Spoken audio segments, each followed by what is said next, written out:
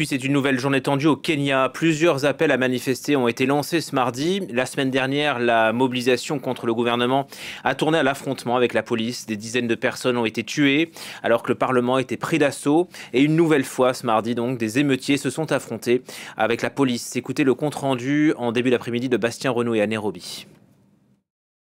La police déployée en nombre, elle quadrille absolument tout le centre-ville de Nairobi. Vous voyez derrière moi plusieurs éléments de la police anti-émeute. Alors la police avait reçu des ordres très clairs ce matin. Elle ne devait pas laisser les manifestations se produire dans le centre-ville. Et donc dès que les premiers manifestants pacifiques sont arrivés dans le centre-ville de Nairobi, les policiers ont commencé à tirer des gaz lacrymogènes et des balles en caoutchouc. Ce qui a déclenché l'arrivée d'émeutiers en très grand nombre, plus que la semaine dernière.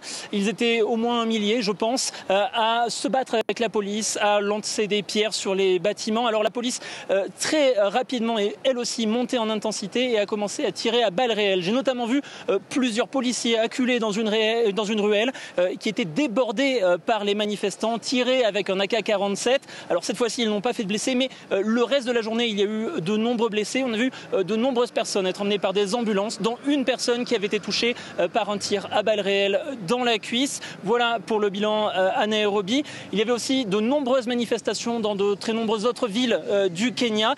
Manifestations parfois pacifiques, parfois violentes et souvent réprimées par la police.